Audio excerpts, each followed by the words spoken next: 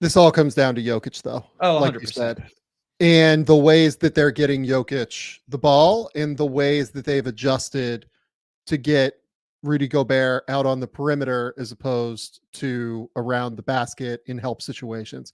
A huge part of Minnesota's defense throughout a big portion of the season has been allowing Rudy Gobert just to be that menacing help defender across the court. And I think that what we've seen throughout the course of this series to this point is that they have really tried to make Rudy play one-on-one against Nikola Jokic, which is something that everybody struggles to do. And that takes him out of help, which allows the rest of Denver's guys to be able to have a little bit more space to operate. So let's just kind of break down the tape. I mean, I also want to talk about one other factor that we'll get into as we go, but a big piece of the equation here is just that Nikola Jokic is unstoppable. Like we need to say that up front. You can't stop this guy from getting to his spots and getting where he wants. He is the most skilled basketball player in the NBA right now. He's probably the most skilled basketball player to play since, I don't know, like Larry Bird, right? Whatever you want to say about like Bird versus Jokic, whatever. But the touch, the creativity, the footwork, all of it is there. And he's just impossible. He's an impossible problem to solve. So like this one, right? I love how they set this up just with this little opening pin down off of this. This is 8 minutes left in the first. This little opening pin down action where they run this all the time. I say we had this the last breakdown, Sam. I think we broke this exact set down. 100%. They run this like little exchange where it's hard for the defense to tell who's getting the pin down. Is it Porter getting a pin down for, him to come up, or is it, Porter setting a back screen for Jokic to like try and post, right? It just creates that little bit of momentary separation and confusion. And the big thing that is worth pointing out here again is by putting Jokic on the ball here at 24 feet from the rim, you're pushing Rudy Gobert 24 feet from the rim when Gobert is matched up on him. So this one, it just ends up being kind of an empty side. And we're going to talk a little bit about Gobert throughout the course of this, breakdown. My overall takeaway is Gobert like gets punished way too easily here and gives up this positioning too easily. He lets Jokic get too deep here, in my opinion. If your feet are completely in the restricted zone, it's a problem against Jokic, especially when he's starting out here and he's 24 feet from the rim and he's driving and putting his shoulder into you, as opposed to like, okay, he just like kind of sealed you high and like, it was off the ball and you were trying to figure that out. Yeah, I mean, I don't want to say surprised isn't the right word. Just Jokic's ability to knock Gobert off of him in these situations has happened consistently. Like he's able to get it, like just there, he created separation, does it. Gobert or anybody else is done for now, Sam, because Jokic can just turn and shoot with the soft touch. If you lunge at him, then he has all this footwork stuff like he's showing off now. The answer is Gobert has to hold his ground better when Jokic puts his shoulder into him. But that just comes down to a functionality strengths thing that Gobert must just not have at the end of the day, as good as he is. And then you're just at Jokic's mercy, after that. And like we can talk about the fact that coming into this game, Nikola Jokic was 11 for 28 against Rudy Gobert as a primary defender. He went 8 for 9 last night against Gobert. And that's really, really important to note. And I think that it's a huge factor about what has happened so far in this series. I just think that it's okay to criticize Rudy Gobert. I think Gobert did a great job contesting. Like, this is an unbelievable contest. Absolutely. For anybody else, this is a great contest. Look at where he is. He's making this thing hard. But against Jokic, to me, the whole battle is positioning. Yep. The whole battle is keeping him off of this spot. I kind of why Karl Towns and using Rudy to come over and help. And I'm not saying Towns has done like some incredible job, because I think a big part of the issue has been that Towns has gotten in foul trouble in these games. But a big factor is just him being able to get deep like that. Can you go back? I want to see how Gobert guards him at the start. So Jokic just attacks this closeout and gets into, because like that's where Gobert needs to win a little bit better. And But this is the sin here, in my opinion, is that he goes under this. Yeah. Initially, he goes under this exchange here because that's what he's used to doing. That's what Rudy does. Like, he's a under and drop big, right? Yep. Sure. Or an over and drop big if he's in ball screen coverages where the guard goes over, right? Creating this much separation and this much of a closeout here for him to get back to Jokic when Jokic ends up stepping behind the 3-point line here, it's just too much space. Yeah. It's just a little bit too much space, I think, for him to cover. And then he has to try and navigate Porter's body as well. It's a really good set. It's a really good action, but like, yeah. Right there at the elbow, I think, is where Rudy has to try to give a little bit more. Right here, he's not bad. I think this is where he needs to try to hold his ground. But to your point, he's already trying to make up because of the long around Michael Porter Jr. and a closeout because Jokic can shoot it a little bit, and he just doesn't have his ground. Right there is where Gobert lost to me. If he could have stopped him at the elbow, he has a little bit more of a chance. But now Jokic got to the middle of the lane, knocked him off once, knocked him off again. And to your point, I think this is a credit to Gobert being a really good defender, is still getting that sort of contest on him. But Jokic is who Jokic is. Yeah. No, I agree. It's quite interesting to watch these two try and battle against one another. Again, this is like the next possession down the court here. They run these little exchanges, these little like rub screens, right? This is an empty side one. In this one, you've got Gobert up high on him, does like a pretty good job, in my opinion. Jaden McDaniels does a great job kind of getting over the top, and I think he might have even got a piece of that ball. And then Rudy just like totally loses Gobert here. Like this one is like completely on Rudy, in my 100%. opinion. Like, he just gets way too high in his positioning, and Jokic recognizes it and just beats him to the spot. And this is where Towns has to rotate over. Towns is timely, but like, this is, I mean, maybe you would want Towns to be there a very, very split second earlier. But like, this is on Rudy for putting Towns in this spot and putting Towns in foul trouble. And this is just a bad situation at that point. Yep. You need to be able to stop Jokic. You need both of these guys, both Rudy and Karl, on the court. And I know that they did it in game 2. That was a weird fucking game that I don't think will happen again. Well, I mean, we all said it was Naz Reid's like best defensive performance of his career, and probably wasn't replicatable. Like, is that a word? Replicatable? Yep. Sounds good to Replicable. me. Replicable. Yeah. What am I doing? Goodness. Okay. And he hasn't been able to do it. So this one, another little rub action. They're just running these to death, right? They're just trying to confuse the space with Gobert in a real way. And now on the block, and he's just like burying him. He's like, guys, I get it that Rudy is a great defender, and he's definitely the best help defender in the NBA, right? And in today's NBA, where help defense is so critical, and ground coverage and the ability to rotate one end of the paint to the other is so critical, Rudy is the best at it right now. He's the best drop coverage big because he's so long and so active. And he's the whole reason that they have the number 1 defense in the NBA.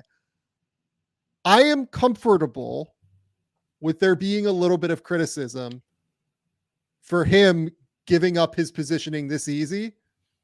Yeah. And getting buried a foot away from the rim. I agree. By Jokic. Yeah. I just am. Like, I know that Rudy, like, I don't want to take away from Rudy's greatness, and I think it's worth discussing Jokic's greatness within this, Jokic's ability to bury Rudy in this spot.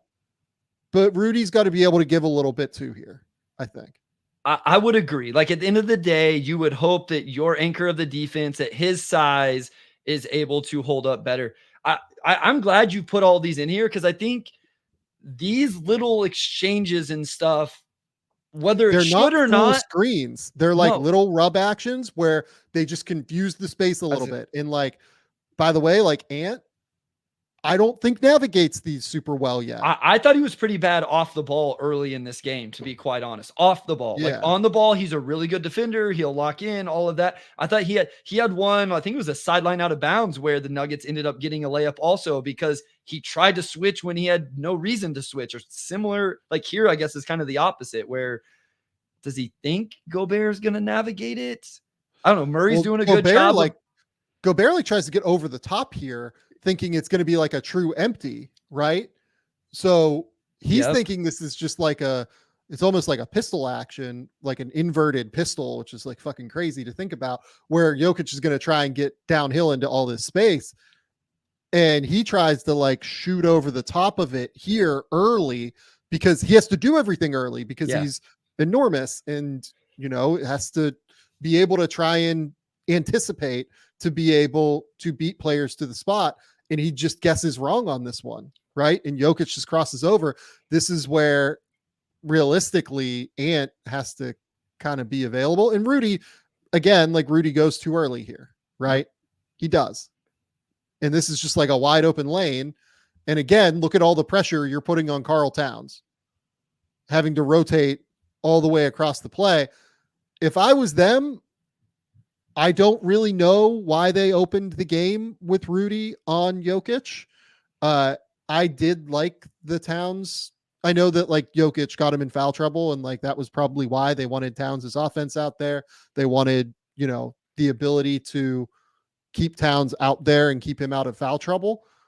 But I do really think that the way that they have a chance to win this is Rudy is the help defender and Towns, bodying up and trying to not foul Jokic because there's a lot of pressure on him there. He's late, like undeniably late, but there's just a lot of pressure. Well, that's what I'm saying. Like, think about all these clips too and how open the lane is because of the way Justin Holiday has knocked down shots. Obviously, Jamal Murray and his gravity, Michael Porter Jr.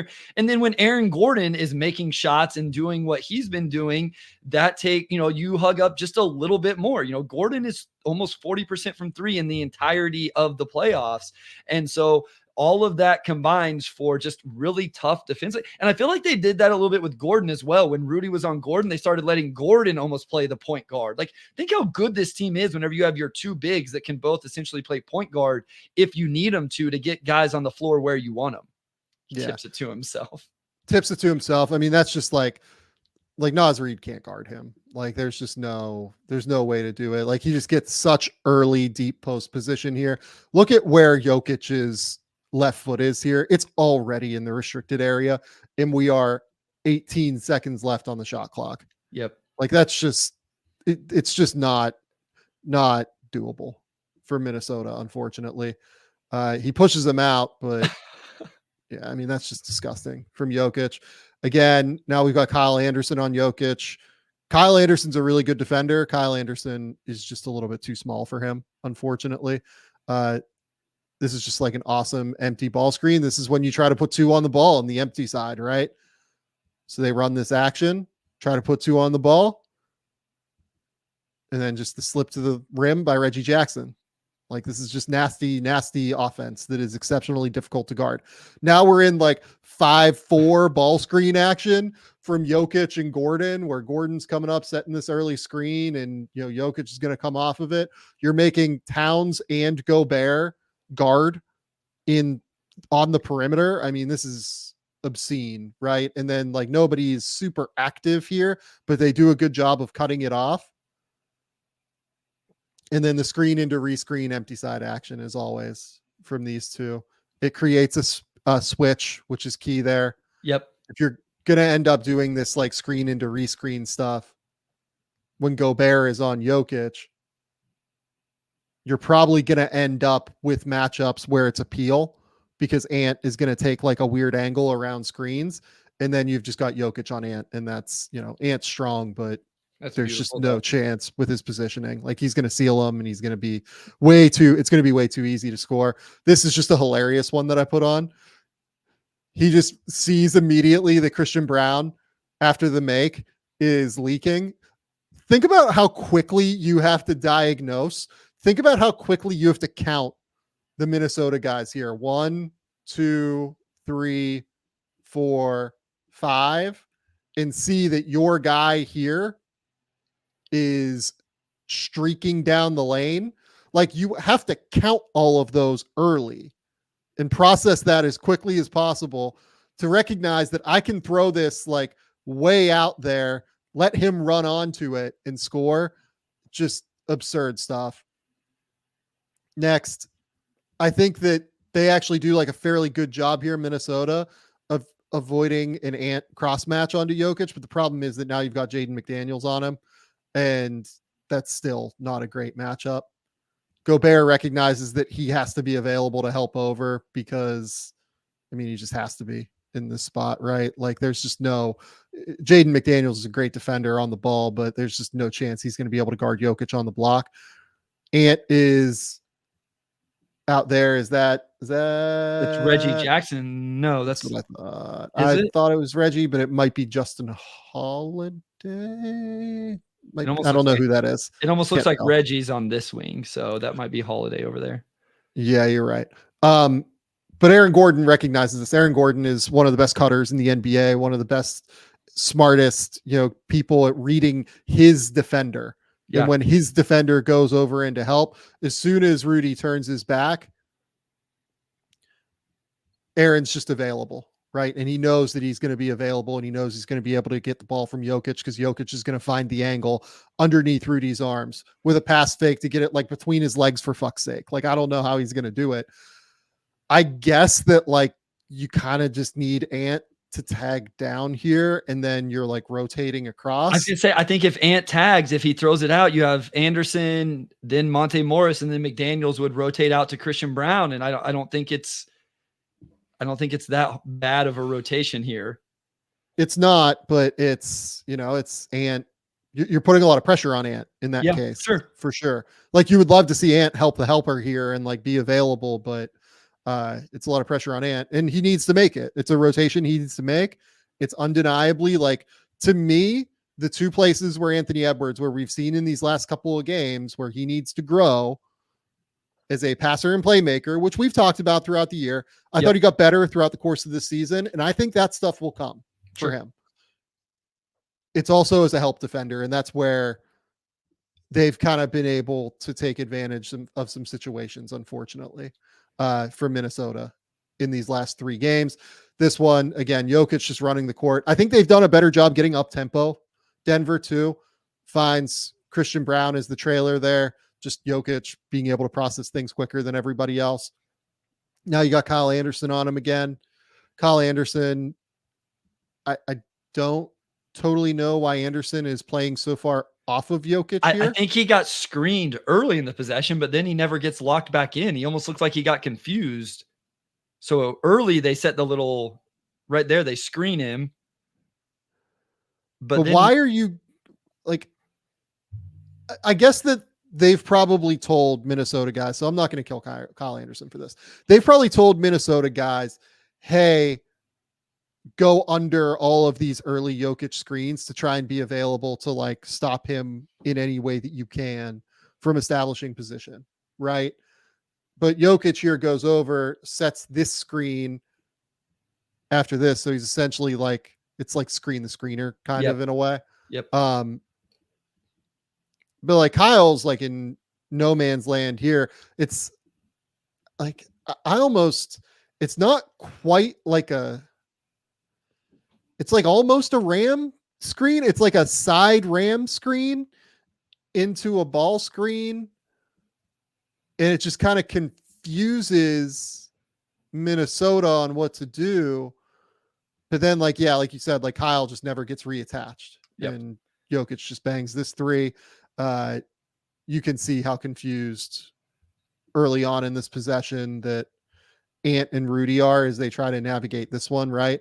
So Rudy is already detached from Jokic here. Brown is setting a screen onto Rudy, and Ant, I think, is like trying to be early, maybe. No, I think he's still trying to understand what's happening here. Like Ant has his head turned here that way while the ball is over here and Jokic is here. Why? And he's still looking that way. Why is Anthony Edwards looking that way? Can you explain that to me? I cannot. So I'm trying to figure out, like, he's like watching Gobert get screened, or Gobert get screened, but not doing anything about it. It wasn't like he called out a switch when he saw Gobert get hung up. He didn't step out. Like, his only chance of guarding Jokic here would be to get out and deny. Brown sets a really good screen on Gobert. And again, it's Yeah. good. It's good stuff from the Nuggets, making Gobert navigate off ball screens and all. But Ant is literally in no man's land right now. He's not attached to Brown. He's not guarding Jokic. His hands are down. Like, is he trying to find his man? Maybe I was Monte like communicated a screen and like he's like trying to like keep an eye on Jokic while also like getting back into the play. It looked like at the beginning they were a little lost. I don't know. It'd be interesting to know if this was after a make or a miss, but it looked like at the very start of the possession they were already a little scrambled on matchups. Because this is one he didn't even. Now it's like empty side against Gobert. And like, honestly, this is one where I have no complaints about what Rudy does defensively. Yeah. This one's fine to me. Like, he just turns the corner on him, right? And he tries to pin him against the baseline, and his footwork's just so good that he's able to get the angle on him. It's just really like, that's just sick from Jokic. That's not one where I will blame Rudy. Now this one, Rudy, classic drop coverage. And now you're just like isolated on Jokic. And I mean, you actually did a great job there being able to get the deflection. It's back out. He sets the screen for Murray. You just have to be so locked in against him all the time. You have to be so locked in against Jokic for literally every second that he's on the court. Like, Gobert really should probably be available here. Should he not be dropping here? Like, what did he just? So this is one where I'm going to give Rudy like a little bit of latitude. Okay. Because we know that Jokic can reject these handoffs like nobody's business, right? And if Rudy, we just complained about Rudy, anticipating over on the earlier possession that was over on this side, right? Yep. Where like he anticipated that he had to get over. Like, he kind of does have to stay attached, and you kind of have to like rotate off of what I would like to see here. If we're going to do it that way, where you want Gobert staying attached, Monte being the guy who's guarding Christian Brown, has to be the guy to rotate over. And whoever's guarding Christian has to be the one to like be in the paint immediately. And I know people are going to scream, you don't help off strong side corner. Well, in the playoffs against the Nuggets, you got to give up something. And if I'm going to give up something in this situation, I'll give up a strong side help and peel switch, because McDaniels could still get there and contest if they peel it. Correct. But if I have a Christian Brown, and he's a Kansas kid, I love him to death. But if I have a Christian Brown corner three with Jaden McDaniels screaming at him for a closeout, I'll take that over just about anything else that can happen in this play. 1,000% right. Again, early rub screen action, and now they've got Towns on Jokic. But this is okay. Maybe I don't want to get after Ant too much, so maybe I don't want to overreact here. Yeah, he's just asleep. Yeah, he's just not. If you're not going to double, you might as well be hugged up to MPJ. Or like have a handout or something. Yeah, have a handout. You can't have both hands down here in this circumstance against Jokic. When you can tell by his body language, his response to the pass, that he wasn't ready. He wasn't ready for the pass. You can tell by the way he reacts after the fact. And like, if it was late in the second quarter or something, I might, late in the first, if he's had like a long rotation, I'll give him a little bit of latitude. But like, 10:33 left on the clock. He's been playing for under 90 seconds at that point. Like, that's just not enough engagement, in my opinion, coming directly out of halftime. Like, especially when the ball is in the best passer, one of the best passer in the NBA's hands, you have to always be ready. 100%. This one, I mean, they're just like so fucked up on how they want to handle transition stuff. Jokic is doing a great job here, in my opinion, of attaching himself to Jaden McDaniels, right? Making it so that Jaden thinks he's the one that has to pick him up. or at least making Jaden's teammates think Nah, that thought he Jaden's was going to be going the one to. to pick him up. Yeah. Exactly right. But I think that Jaden wants to like be able to pass him off onto Rudy or Carl at all times. And, easy pass, easy play there. Jokic this time, another one of those like little inverted, like pistol like rub screen actions, right? Where, you've got this 5-1 screen, 5-2 screen where KCP comes up, 2 on the ball, drills the 3. Like, it's just, you can do so much with him. This is the most laughable pass I've seen in the playoffs so far. Like, what are we? Are you kidding me? Are you fucking kidding me with this one? Tips it to himself with one hand. Never puts 2 hands on the ball, Sam. Never looks down the other end of the court before he preps to throw this. Look at where he anticipates this. He sees that Murray's doing the flyby closeout, so that's how quickly he processes things. He knows right now. He sees it there.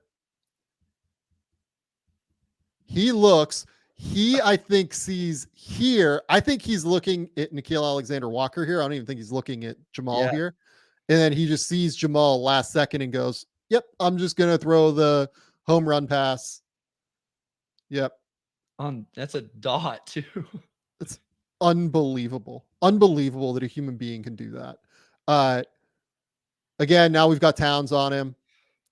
They get the switch with the screen. That's just an awesome action to get that switch. And this is the one that I think like completely broke everyone's brain. His footwork is so nice. It's so good. Are you fucking kidding me? Are you kidding me, Bryce? Look at this. Jokic comes down. I think Rudy actually does like a good job standing him up here after like that initial switch. Yeah. And it gets the great contest. This is one where I'm like, I am not blaming Rudy for a second of this play. That's an insane shot. Look at Rudy. Rudy's just like, what am I supposed to do? Like, he's got his hands up. What am I supposed to do on this play? I don't know. I truly, like, I don't have an answer for you, Rudy. Now we've got. That's the best compliment an offensive player can ever have. When a defender throws his hands up, you're doing something special. Yep. That's a great cut. He's done. Yeah. Basically the same play they ran earlier where it's almost like a ghost action. It's not like quite a ghost, but he goes over like he's going to set this like corner screen and just slips and then if Towns is too high, which he is, he just, slips it and goes. It's just so smart. He has like this understanding of guys like hips and like their positioning that like I don't think anybody that I've seen play basketball really has. Now we've got Naz Reid on him. I mean, this is just, he's too big for Naz Reid. Just is. Sorry. I like Naz Reid a lot. He's too big. This one, again, you get like this early like 5-4 action. It looks like the tape kind of sped up. Except it's almost 4-5 this time. They switched it this time. It's 4-5. You're right. He like starts to Gortat in the paint to get Rudy away. Rudy lets him establish position a little bit too easily, right? This one, now you've got Kyle Anderson on him. They don't switch it. Interesting. I mean, like, I just don't even know how one gets that ball up toward the rim.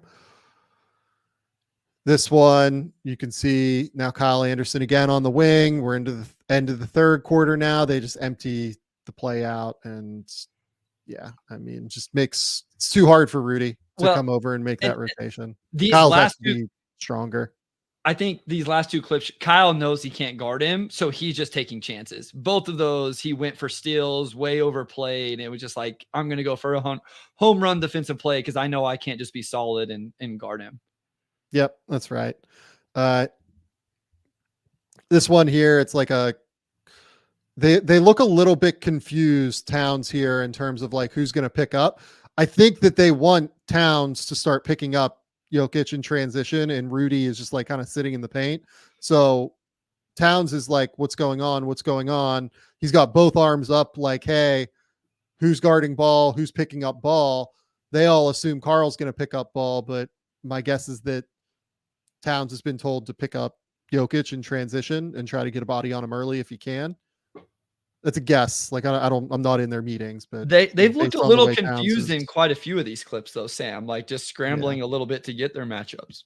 Excuse me. And then this one, again, you're just pulling Rudy away from the basket, right? That's what this is all about. Getting Rudy away from the rim. And again, just one of those little mini rub actions. And I just don't even understand or fathom how one can make this shot from that angle. But it sets up as one of those, potential little rub actions where Rudy has to be super cognizant, super available, understand what's going on there. And I think he does about as good as you can. The second half, I think Rudy did quite well on Jokic. Jokic was just hot at that point.